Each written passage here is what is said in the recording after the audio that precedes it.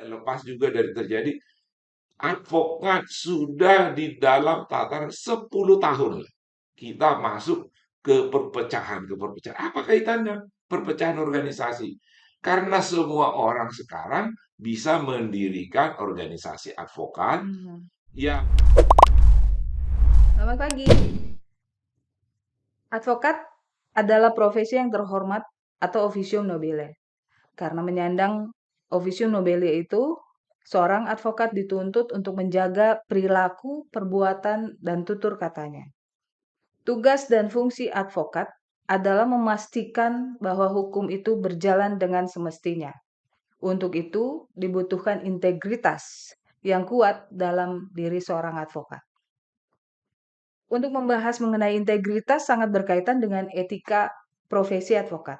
Oleh karena itu, saat ini saya sedang bersama dengan Bapak Dr. Palmer Situmorang SHMH, di mana beliau adalah seorang advokat senior yang concern terhadap etika profesi dan terhadap pemberian bantuan hukum cuma-cuma yang dikenal dengan pusbakum.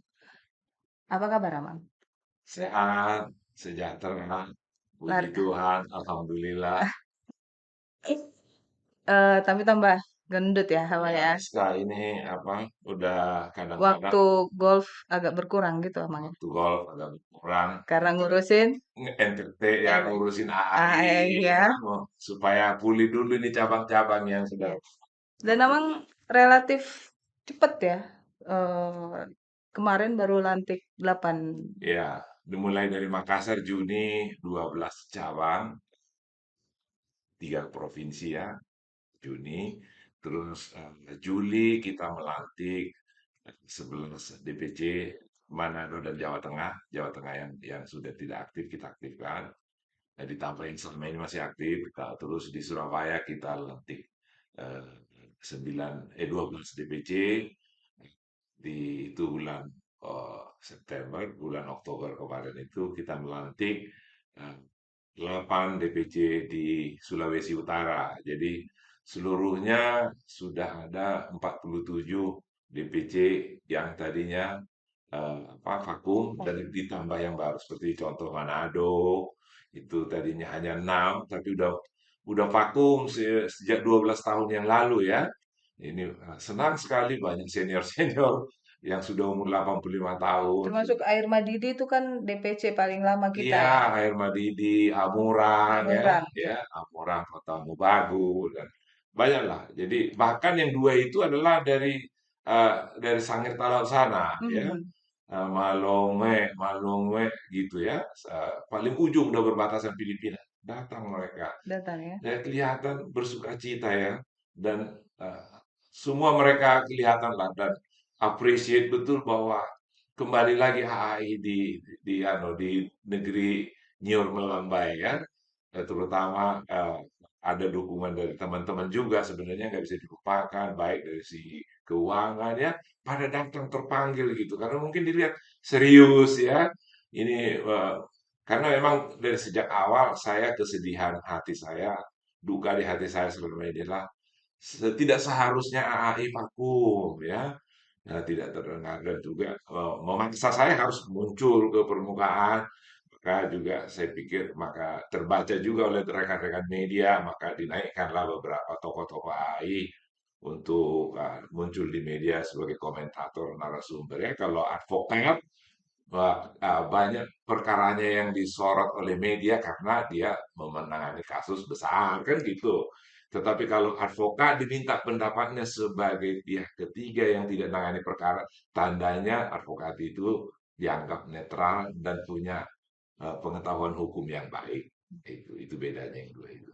Capek lah selama ini tapi ya lumayan AI sudah punya cabang yang aktif kembali 47. Oh, luar biasa di dalam tempo kurang dari 6 bulan. Tapi bahan bakarnya walaupun aftur, Amang, Ya, harus selalu jaga kesehatan ya karena memang. pasti Amang capek kan Ya, eh, ya, kantor dan organisasi. pulang dari Manado kemarin udah tepak 3 hari. Apalagi mandi hujan-hujan, mandi Mandi di laut hujan. Minang. Iya, mandi di laut di Bunaken kemarin. Ya. Amang, kita mau bahas masalah etika Ya, profesi advokat. ya. Menurut Bang, apa sih etika profesi advokat itu? Ya, kita berangkat dari etika dulu ya. Etika itu kan sebenarnya etika berangkat dari nilai-nilai yang terkandung, nilai-nilai baik ya, yang terkandung di dalam setiap aktivitas yang disertai dengan moral ya. Jadi ketika kita berinteraksi, bahwa itu adalah falsafah hidup kita itu didasari pada moral. Moral itu di atasnya sedikit lagi adalah etika. Setelah etika itu di atasnya sedikit adalah norma. Di atas norma itu ada lagi undang-undang. Jadi kalau sudah berbicara dari moral, etika, norma, itulah yang disebut dengan kepatutan, kepantasan. Itu juga dikenal di dalam undang-undang. Asas kepatutan.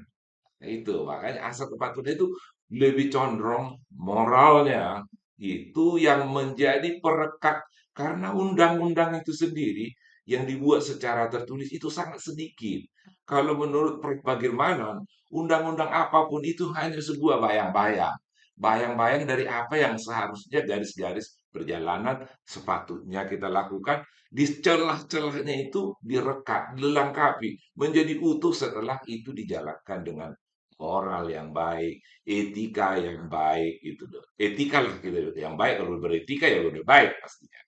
Nah, itu adalah banyak kekosongan ini sehingga kita menemukan banyak lawyer pinter, banyak pengamat yang pinter, tetapi minus agak kurang atau nilai raport moralnya, Kurang. etikanya agak merah gitu. Mhm. Sedih melihatnya gitu, melontarkan kata-kata baik pada teman seprofesi, terhadap pejabat-pejabat negara, pejabat-pejabat peradilan.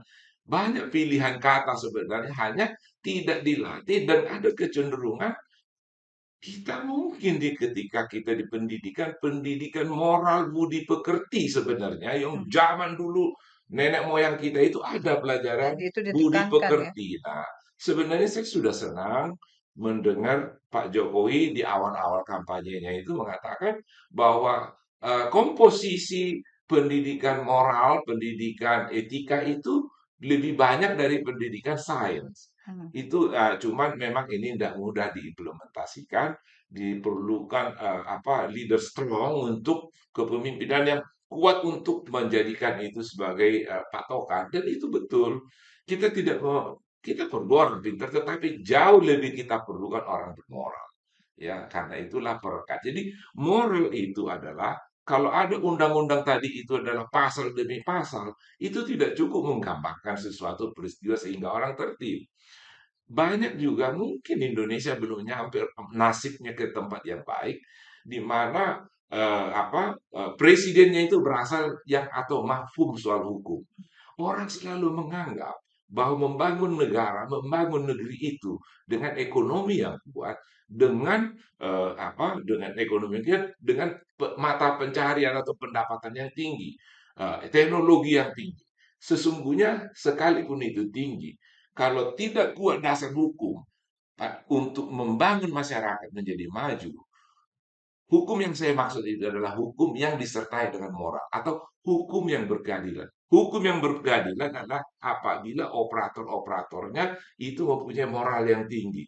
Karena kalau hukum itu tertulis hanya sedikit saja, moral harus melengkapi semuanya. Di dalam moral itu atasnya ada etika. Etika itu udah mulai ada antara tertulis dan apa yang tidak tertulis Mhm. atau yang tersirat. Mhm. Katakanlah kalau saya misalnya, berbicara atau berpakaian, pantas nggak saya buka baju misalnya sambil ngobrol pakai kaos singlet sama ada tamu saya seperti Rizka, nggak pantas. Apa itu? Ada di dalam bargaining moral kita itu mesti ada. Mesti ada di dalam diri kita itu sesuatu hal yang membuat kita mana pantas, mana tidak. Jadi ketika advokat itu juga terlibat dengan masalah moral, ketika dia seseorang datang meminta bantuan dan jasanya, walaupun itu berbayar, tentu secara moral dia mesti ceritakan apa yang baik di dalam perkara itu dan apa yang buruk sebelum dia muncul ke pihak luar di dalam internal. Di situ sangat-sangat dan sangat diperlukan moral untuk bagi seorang advokat Janganlah dia meng-create sesuatu buat kliennya sehingga kliennya masuk dulu terjebak, semua diangin-angin, tahu-tahu itu jelek, hasilnya jelek. Nanti hasilnya di sana jelek urusan peradilan. Tetapi ketika di awal pun kita, kalau saya berpemikiran, keadilan itu tidak di pengadilan saja. Keadilan itu ketika klien datang, di meja kita itulah keadilan itu mulai. Apakah kita sudah adil menjelaskan dengan baik kepada klien tentang apa perkara yang sedang dihadapi? Jujur nggak kita mau mengatakan, kamu sebaiknya ngaku saja. Saya bisa gampang membelanya untuk mendapatkan hukuman yang ringan daripada kita mencari bukti ini, ngarang bukti itu, atau seperti kreditur ya, kita karang-karang yang penting dapat bagi nanti sisa uangnya. Para kurator juga banyak yang mempraktekkan yang busuk seperti itu. Di karang-karang tak bikin kwitansi biar tambah kreditur nanti sehingga bakinya menjadi besar atau rapat krediturnya menjadi mayoritas. Nah, itu udah nggak bermoral. Hmm. Itulah yang disebut moral itu. Di mana kita bisa temukan itu? Di dalam pendidikan. Di dalam pendidikan kepatutan, di dalam adat istiadat, terutama di dalam agama. Agama apapun, pasti mengajarkannya mesti menjaga kebaikan, berbicara sesuai waktu dan tempatnya. Pantes dilihat, pantes didengar. Memang, kita tidak bisa memungkiri bahwa eh, profesi advokat saat ini sedang terdegradasi moralnya, ya kan? Terutama tidak hanya kepada rekan sejawat, tapi kepada penegak hukum lainnya, mitra penegak hukum lainnya, itu juga sudah tidak, eh, ya bisa dikatakan songong gitu, kalau Ya, maksudnya melawan, terus dan itu iya, bukan mencerminkan seorang officium nobile. iya. Menurut Amang, apa yang salah dengan ini? Apakah apakah zaman yang membawa kita ke fenomena seperti ini atau apa menurut Amang? Pertama ya, officium nobile. Kalimat ini memang enak didengar. Nama Asosiasi Advokat Indonesia ini juga Officium officium nobile. nobile. Ya, officium nobile adalah profesi mulia atau profesi terhormat. Kenapa menjadi profesi terhormat? Ya, seburuk-buruknya klien, seburuk-buruknya klien, sejahat-jahatnya klien, tetapi dia harus mau membela hukumnya minimum Hmm. dan dia harus menyimpan rahasia klien. Katakanlah klien itu eh, eh, melakukan suatu kejahatan, Hmm. tetapi ketika jaksa dan polisi atau penegak hukum tidak bisa membuktikannya, tidak ada kewajiban seorang advokat untuk mengatakan itu kepada siapapun dan harus menyimpannya sebagai rahasia. Nah, itu ada juga di dalam sumpah kita, harus menjaga rahasia klien Hmm. apapun yang terjadi. Dan jangan heran kalau apa yang ada di dalam patung ini adalah seorang advokat dan seorang kliennya yang tampangnya buruk sekali, seperti preman, penjahat luar biasa, tetapi advokat ini masih sempatkan diri untuk membetulkan dasinya yang salah ini, supaya ketika nanti dia di hadapan hakim, kelihatan pantas. Dengan demikian hakim paling tidak mengurangilah melihat, oh ini tidak sejahat. Empati. Ada empati, jangan terlalu tinggi hukumannya. Itu dulu yang ya tindakan-tindakan apa. Nah kemudian berkembang sekarang ini, apa yang salah? Pertama kalau saya lihat, andil dari revolusi teknologi informasi sangat besar, bukan hanya dunia advokat, hampir semua sendi-sendi kehidupan. Terus kedua, untuk khusus Indonesia.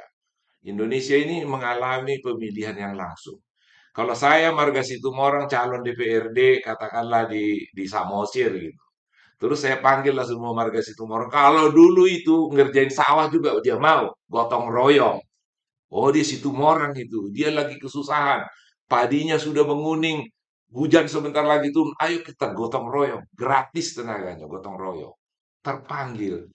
Ya, guyupnya itu ada. Sekarang ini karena pemilu langsung, semua pakai uang tunai, uang tunai. Inilah bahagian daripada sistem politik, sadar atau tidak disadari, menciptakan egoisme, Hmm. menciptakan kesombongan. Dan itu juga karena advokat tidak bisa hidup menjadi sebuah menara gading yang tidak berinteraksi dengan hakim dan jaksa. Hmm. Maka dari dulu saya katakan bahwa kalau membersihkan dunia peradilan, memang yang paling mudah adalah memberi kesejahteraan bagi hakim karena keputusan terakhir nanti ada di hakim. Tetapi tidak demikian pada aslinya, pada sejatinya, semua sendi-sendi kehidupan yang membuat hakim itu mandiri harus juga bersih. Advokatnya yang berintegritas, jaksanya yang berintegritas, polisinya yang berintegritas. Jadi first thing first, memang benar, hakim dululah yang mesti kita benahi, kita sejahterakan. Tetapi kenapa sekarang menjadi berinteraksi antara advokat aja sudah seperti preman lawan preman, arogansinya tinggi sekali, Hmm. egoismenya tinggi sekali, dan merasa paling benar. Nah, ini kan menjadi penyakit sekarang ini. Itu tidak lepas juga dari terjadi advokat sudah di dalam tataran 10 tahun lah. Kita masuk ke perpecahan. Apa kaitannya? Perpecahan organisasi.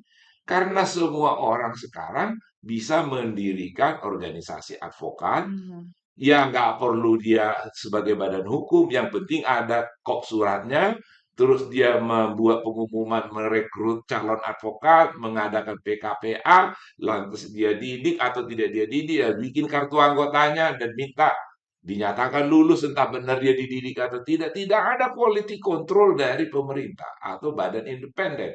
Jadi sehingga jadilah advokat-advokat yang penting sarjana hukum dan pernah belum mendapat apa pendidikan moral-moral atau etika advokat.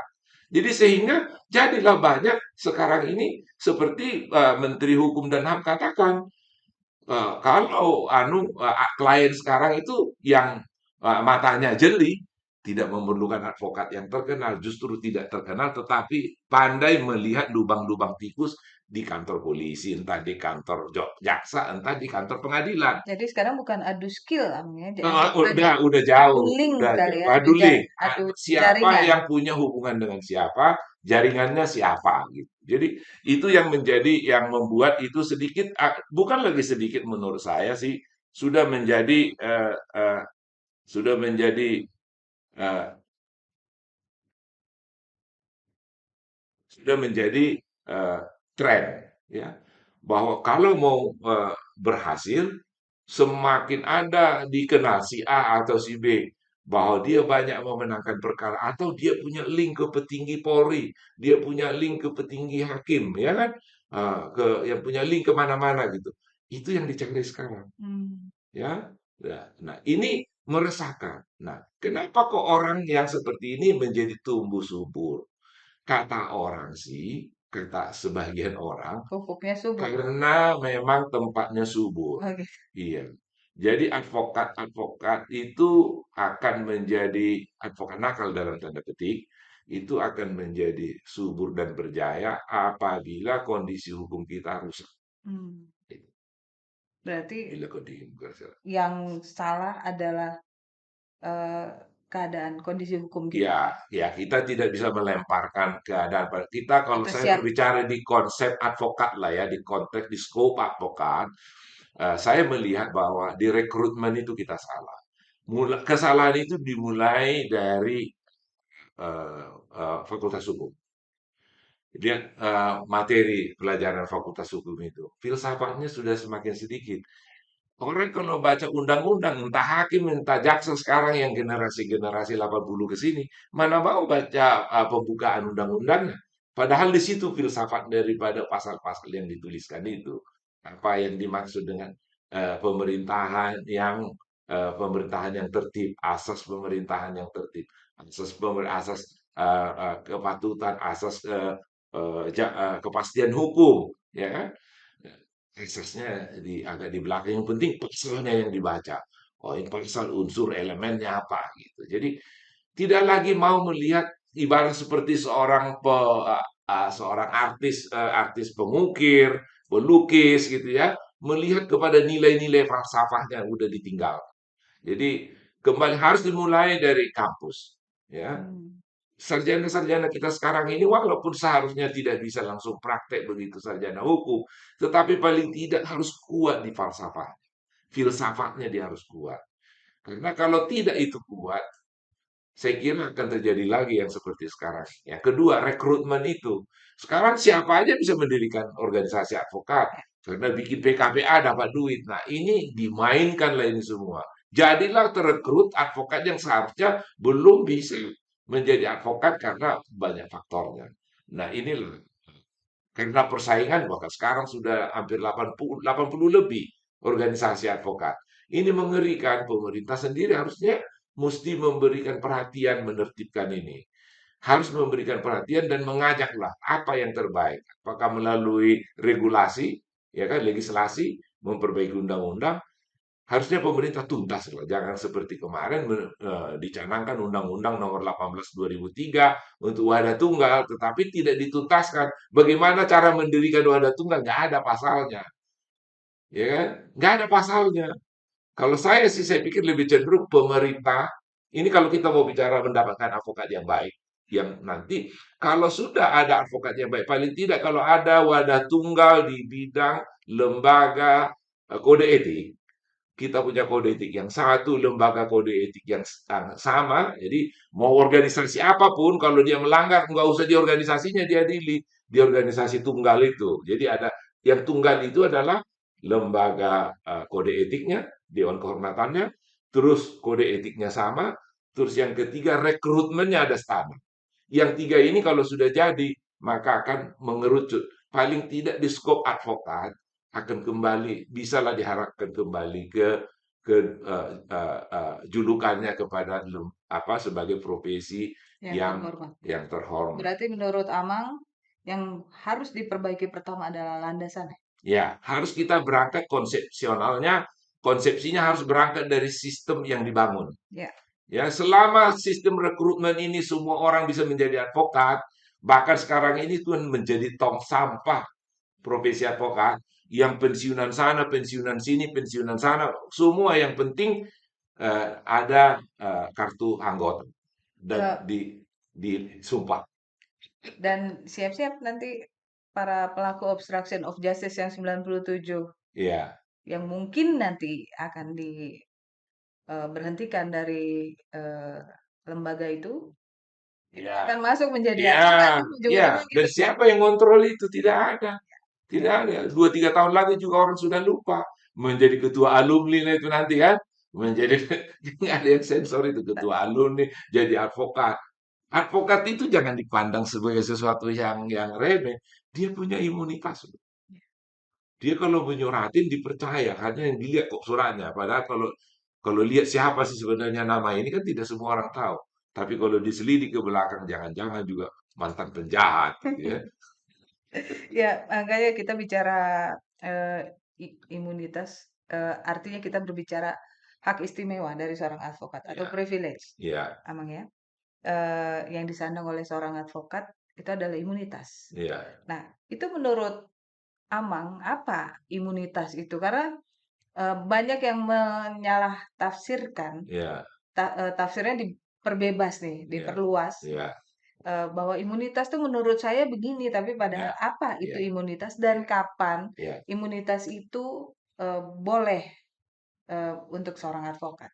Katakanlah seperti ini. Kalau kita contohlah mungkin orang kalau dibawa berteori imunitas dalam segi teori dan aturan-aturan sulit, sulit dimengerti masyarakat awam susah. Lebih mudah kalau diberikan contoh. Hmm. Ya. Contohnya lah, kalau hak imunitas itu saya mendapat dari klien eh, eh, dokumen. Ini loh alat bukti jual beli. Nah, serahkan depan hakim atau serahkan di depan polisi. Tahu-tahu alat bukti ini palsu.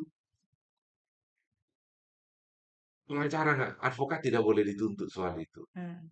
Kedua, advokat diatur oleh undang-undang. Pembicaraannya dengan klien tidak boleh disadap. Itu berlaku universal. Tapi ketika advokat ini menjalankan tugasnya Ya, sebagai ketika contohnya lah, eh, itu tadi contoh surat. Ketika saya berkomunikasi atau surat menyurat antara saya dengan, katakanlah Rizka sekarang yang jadi klien saya, kita berbicara mengenai membahas kasus. Katakan, iya Pak, saya yang nembak katanya. Ini nggak boleh disadap dan nggak boleh dipakai jadi barang bukti. Maka di dalam surat advokat ada yang disebut dengan yang sifat surat namanya sans prajudice. sense prejudice. Sans prejudice, ya. Artinya jatuh kemanapun surat ini, tidak boleh dipakai menjadi bukti. Yang ketiga, ketika saya dan Anda bernegosiasi sama advokat, kita buatlah oret-oret ini hanya catatan saya hasil meeting kita hari ini. Nah, karena ini baru catatan kita masing-masing, terus saya nggak boleh pakai catatan saya. Ini loh hasil kesepakatan saya dengan dia. Tidak bisa seperti itu. Karena sebatas negosiasi, tetaplah di batas negosiasi. Hmm, Tidak boleh dipakai keluar. Kira-kira seperti itulah yang disebut dengan imunitas. imunitas yang seperti itu. Tidak boleh disadap, tidak boleh dituntut, terutama kalau saya membela, contohlah yang lagi tren sekarang membela Sambo, jangan dianggap saya pengacara pembunuh. Hmm. Nggak boleh. Atau saya membela koruptor. Jangan bilang saya pengacara koruptor. Atau saya bela PKI. Jadi tidak boleh seorang advokat di stigma oleh akibat dari membela seseorang. Jadi itu tidak boleh. Itu penting bagi advokat. Jadi pertama adalah kepercayaan yang diberikan oleh kliennya itu dijamin oleh si advokat tidak akan kemana-mana. Saya kalau menangani perkara tentu istri saya pun tidak boleh tahu itu. Kecuali istri saya itu advokat juga, sama-sama menangani kasus itu. Itulah rahasia klien Berarti yang terikat di surat kuasa, Mang ya? yang berikan di surat kuasa sepanjang itu di dalam surat kuasa akan dituang. Nah, itulah hak imunitas advokat. Walaupun kita disebut punya kesetaraan catur wangsa 4 pilar, hakim, jaksa, polisi, dan pengacara. Kita sih sudah sangat senang itu diangkat sudah ada 40 tahun lah ini lebih diperjuangkan undang-undang advokat dan lahirlah undang-undang nomor 18 2003 tentang advokat. Dinyatakanlah advokat adalah salah satu caturwangsa penegak hukum. Hmm. Artinya selaku penegak hukum itu kita advokat ini sudah menjadi bagian daripada kekuasaan kehakiman. Maka kalau misalnya seperti memeriksa kasusnya Joshua, pembunuhan Joshua, itu orang oknum polisi yang ada terlibat, diselesaikan dulu dia secara etika, hukum etika yang berlaku di lingkungan kerjanya, seharusnya advokat juga demikian. Karena itulah tandanya dia penegak hukum. Jangan dikit-dikit kok di jalanan advokat dicokok. Ya enggak bisa. Jadi jangan. Kalau penegak hukum lain menghormati advokat, advokat itu pun akan menghormati. Kalau penegak hukum adalah orang-orang terhormat, maka yang diuntungkan adalah lembaga peradilan kita itu akan menjadi baik dan terhormat. Saya mau minta pendapat Amang terkait dengan saat ini